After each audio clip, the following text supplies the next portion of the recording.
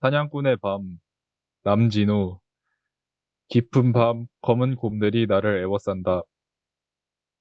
단 한 방으로 이부자리 위에 나를 때려눕힌 그들이 나를 내려다보며 어서 일어나 갈비뼈를 으스러뜨려 줄게 말한다. 그들에게서 벗어나기 위해 한사코 욱신거리는 몸으로 이불 위를 기어가는 나를 애워싸고 검은 곰들은 소용없어. 넌 이미 죽은 거나 다름없어. 달걀처럼 네 머리를 산산히 깨트려 줄게 내뱉는다. 깊은 밤이면 생면부지. 알지 못하는 검은 곰들이 나타나 닥치는 대로 때리고 짓밟으며 이유는 없어. 그렇다고 감정이 있는 것도 아니야. 다만 이게 우리가 할 일이야. 으스대며 말한다.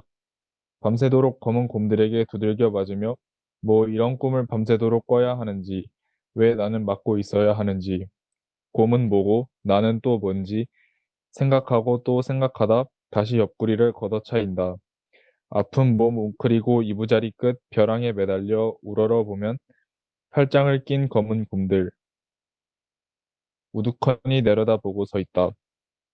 손을 놓는 순간 나는 까마득한 벼랑 아래로 떨어져 내리고 검은 곰들 어둠 속으로 총총히 사라진다. 이른 아침 기진에 쓰러진 내 몸 위로 검은 해가 떠올라 음험하게 웃고 있다. 이것도 마찬가지로 이제 10분 동안 이제 각자의 관점대로 해석할 시간을 드리겠고요. 그리고 10분 뒤에 다시 토론을 시작하도록 하겠습니다.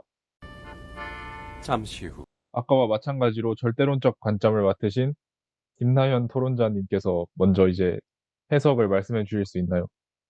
음, 그, 아까 타워랑 같은 형식으로 사냥꾼의 밤도 행들을 조금 뜯어봤는데요. 먼저, 깊은 밤, 검은 곰들이 나를 에워싼다. 여기서는 고통과 싸움이 묘사되어 있다고 해석했습니다. 검은 곰들은 무언가 위협적이고 적대적인 존재로 나타나고 또 화자에게 위험과 두려움을 불러일으키는 존재입니다. 그리고 단 한 방으로 이부자리 위에 여기서는 이부자리에서의 단 한 방은 고통이 갑작스럽게 시작된 것을 의미한다고 해석하였고 그리고 이는 화자가 어떠한 위협이나 고통에서 안전하지 않음을 상징한다고 해석하였습니다. 그리고 욱신거리는 몸으로 이불 위를 기어가는 여기서는 화자가 자신의 몸을 들어 올리려 하지만 그것이 힘든 상황임이 묘사되었다고 해석을 하였고 이는 무력감과 절망을 느끼며 살아가는 인간의 모습을 상징한다고 해석하였습니다. 그리고 소용없어 넌 이미 죽은 거나 다름없어. 이 표현은 화자가 상황에서 벗어나기 어려운 상황이며 저항은 헛된 것처럼 보인다는 것을 보여주고 있습니다. 그리고 달걀처럼 네 머리를 산산히 깨트려 줄게.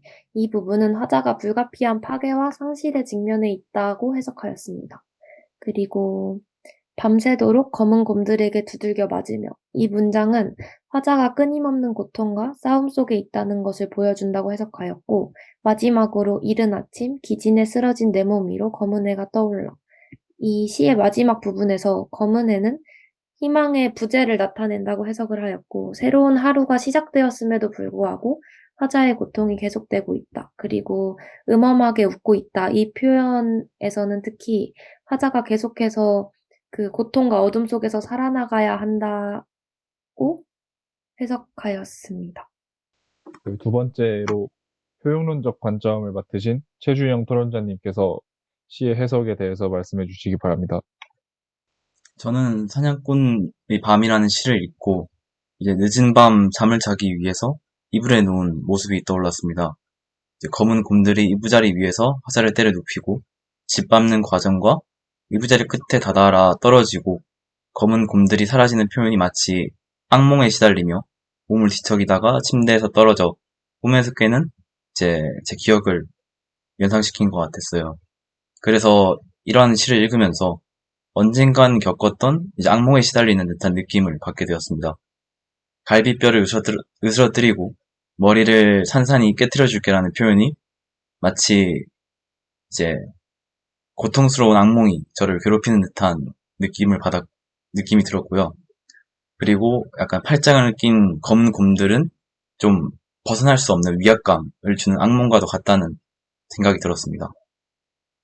그래서 이번 작품을 통해서 이제 늦은 밤에 찾아온 악몽에 시달리다가 악몽이, 악몽이 끝나는 감정을 느낄 수 있었습니다. 네, 말씀 잘 들었습니다. 그리고 세 번째로 반영론적 관점을 맡으신 김유신 토론자님께서 해석하신 점 말씀해 주실 수 있나요? 시의 전체적인 분위기가 뭔가 좀 쫓기고 있고 뭔가 좀 무서운 그런 상황이잖아요. 그래서 이거랑 비슷한 시대상을 떠올려 보려고 했는데 어, 찾아본 바가 딱 뭔가 정확히 맞아떨어지는 게 없을 것 같아서 조금 비약이 있지만 시간대를 현재로 옮겨놓고 한번 해석을 해봤습니다. 그래서 그 시를 읽어보면 검은 곰들이 화살이 이유 없이 구타하고 있다는 것에 제가 조금 인상을 받아서 그것이 아무런 감정도 없고 그냥 그저 해야 될 일이라고 하는 거를 보면서 좀 최근에 몇 차례 일어났던 그 칼부림 사건들이 많이 떠오르더라고요.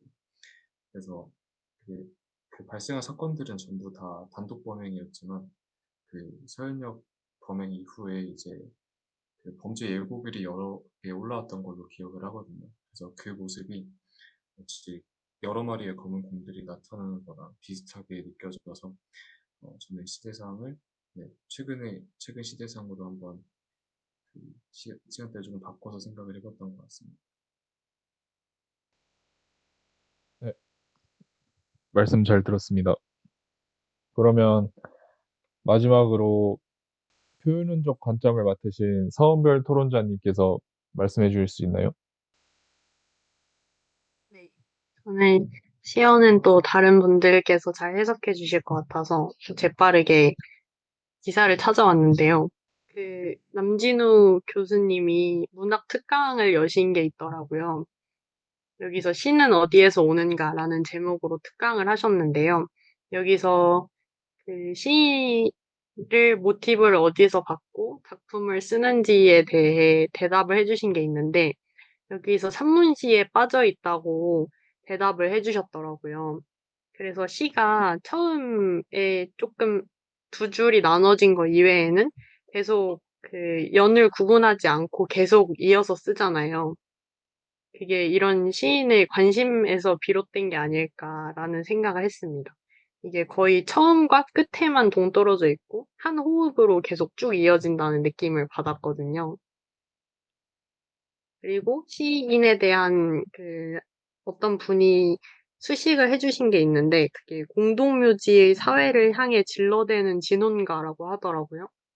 그래서 시인은 시인의 작품 색깔이 그 사회에 대한 관심이 많구나 이런 걸 알 수 있었고 여기서 메시지 관련해서 정치현실, 사회현실 거기서 공격적이지만 한 발 물러선 차원을 가능하게 하는 것을 시에 녹여내고 싶다고 하셨는데 그 의미에서 유진님의 말씀도 일리가 있지 않나 흥미롭게 들었습니다.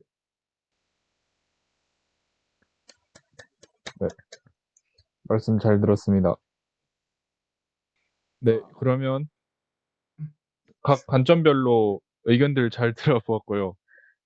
이제 다양한 의견을 듣고 난 후 이제 두 번째 시 사냥꾼의 밤에 대한 소감이나 아니면 뭐 토론 후에 느낀 점에 대해서 한마디씩 자유롭게 말씀해 주시면 감사하겠습니다. 일단 첫 번째로 절대론적 관점을 맡으신 김나연 토론자님, 이 느낀 점 있으신가요?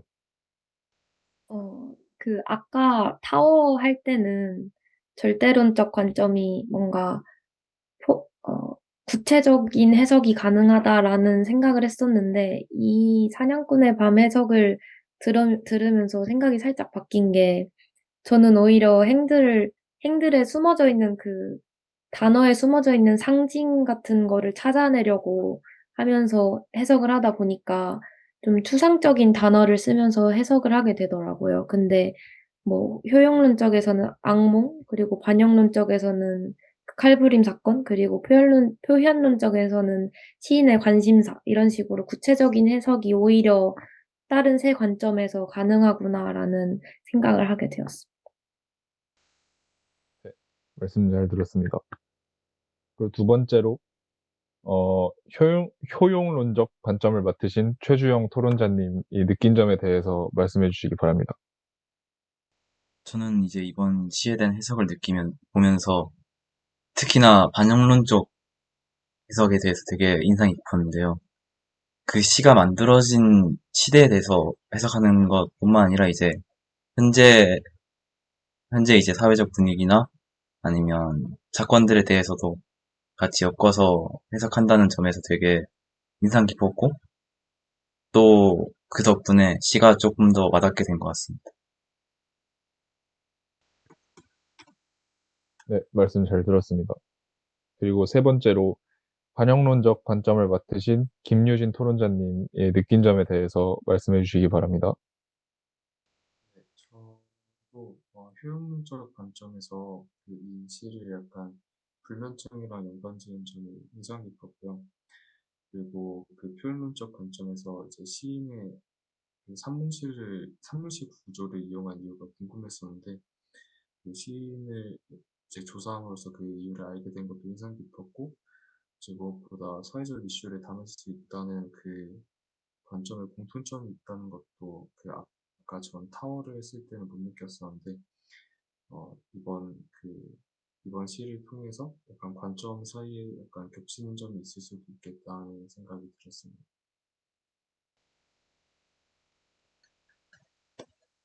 네, 말씀 잘 들었습니다. 그리고 마지막으로, 표현론적 관점을 맡으신 서은별 토론자님께서 느낀 점 말씀해 주시기 바랍니다. 네, 저는 시를 볼 때는 원래 제가 시를 해석할 때라면 그냥 효용론적으로 빠르게 읽고 넘기는데 이렇게 절대론적으로 시어를 하나 뜯어보고 반영론적으로 언제 시가 나왔는지 시대상을 살펴보고 표현론적으로 작가에 대한 이해를 하는 것이 더 시를 풍부하게 향유할 수 있다는 경험을 하게 되어서 좋았던 것 같습니다. 네, 그러면 오늘 다들 토론하시느라 수고하셨고요. 이상으로 오늘의 시 두 편에 대한 토론을 마치도록 하겠습니다. 감사합니다.